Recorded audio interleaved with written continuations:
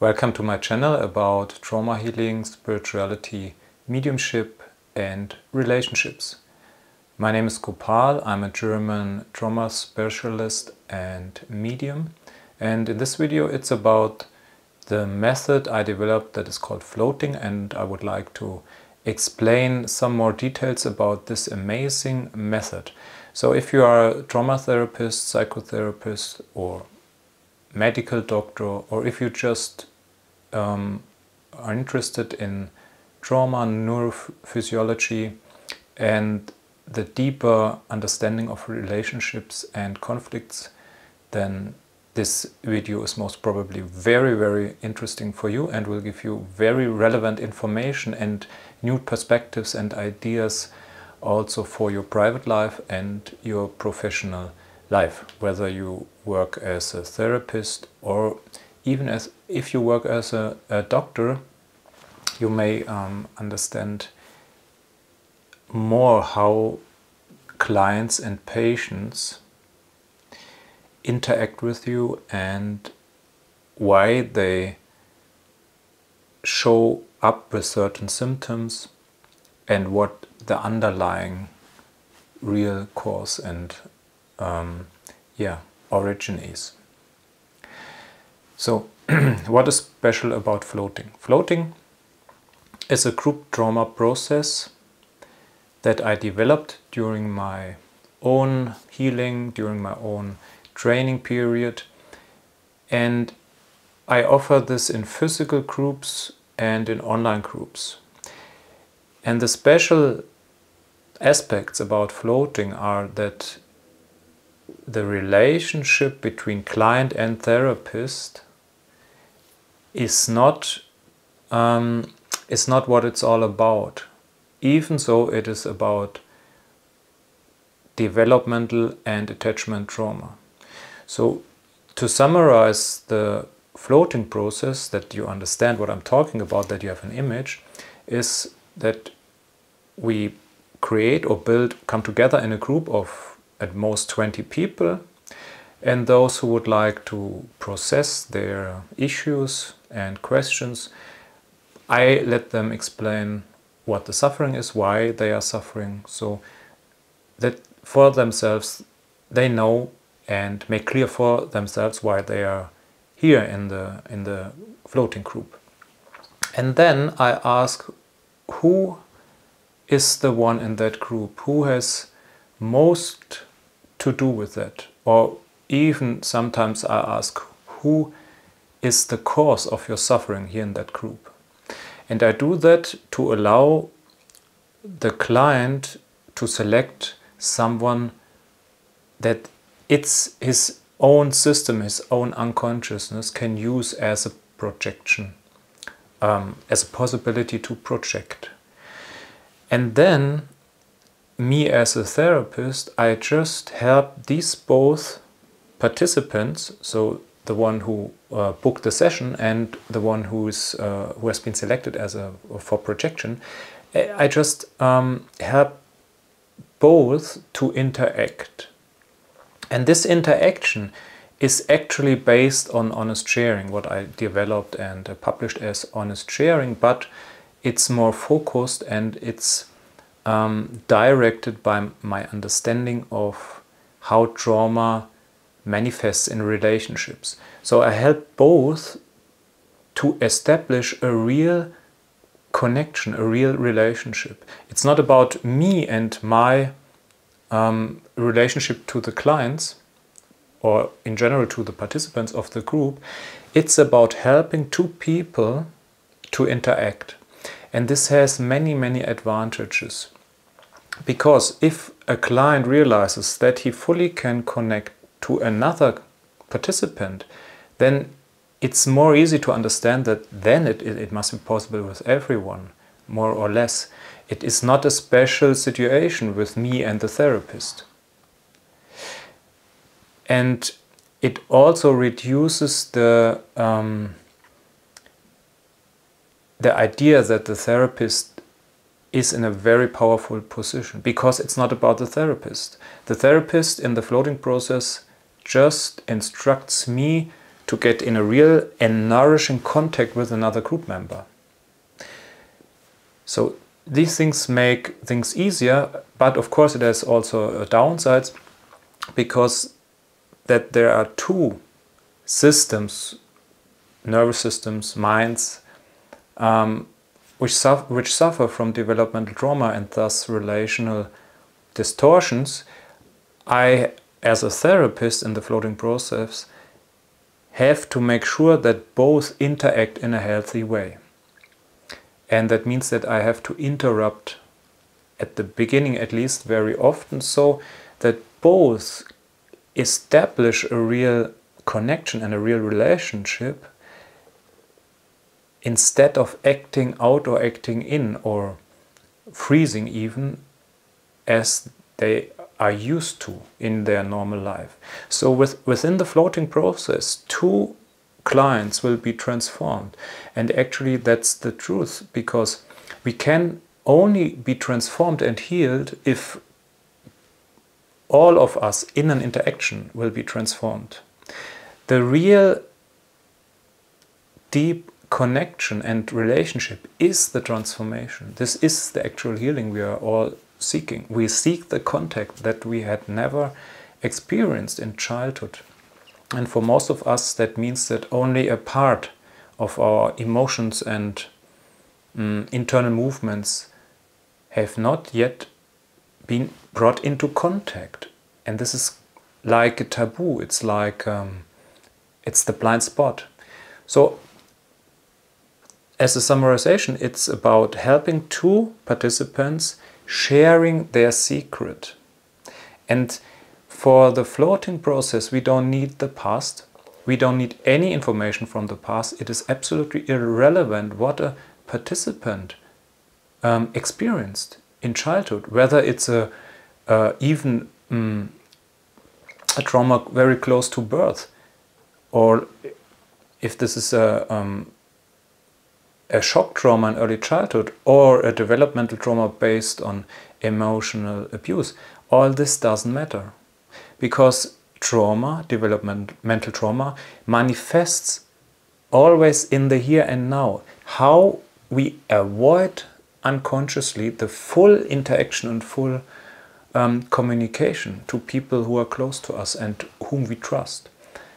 So that's about the floating process. And for the participants, so for you, if you would like to take part in such a group, it is very easy, because it's just about talking in a special way to your partner in the group. And it's even not about crossing your borders. It's just about communicating what's there. And of course, for the therapist, for me, it's very complex, because I have to bring two distorted systems into a real contact. And this is only possible for me or for another floating therapist if I really understand how the distorted autonomous nervous system and the mind with its projections and distorted ideas about what contact is, what relationship is, how other people are.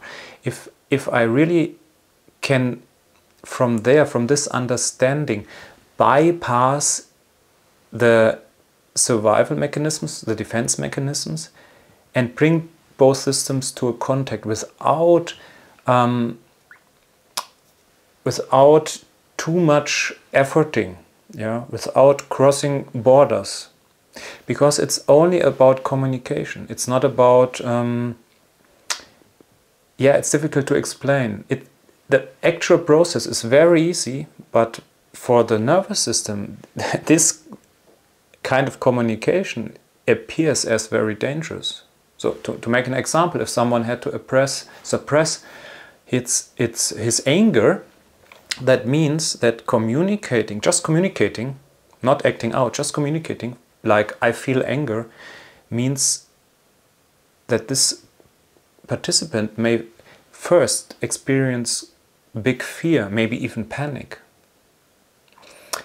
And what I'm doing as a therapist is to help this participant to realize that today there is no danger anymore, and then he can communicate it, and then the energy flows and the deep transformation happens.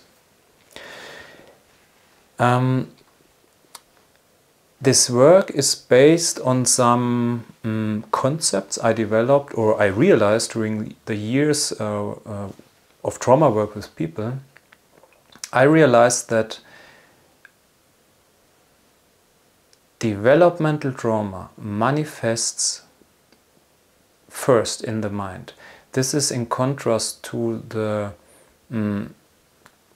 current ideas and concepts, especially of shock trauma work.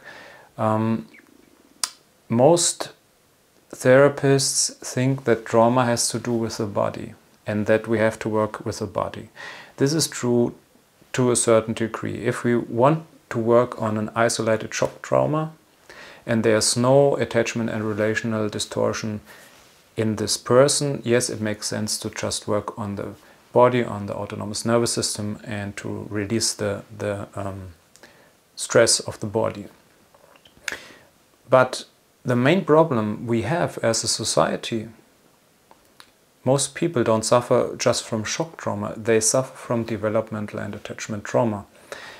And this is something that happened during our development as a child to a grown up. And these are usually constant relational patterns from the parents in which the child constantly had to suppress aspects like sadness, like grief, like hate, anger. Sometimes some people even had to suppress their joy and their aliveness, whatsoever. It means that part of us had no place in the communication between child and parents. So this creates a huge stress in the body of the child.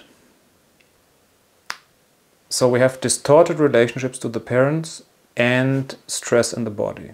And this problem cannot be solved as a child because we are fully dependent from the parents.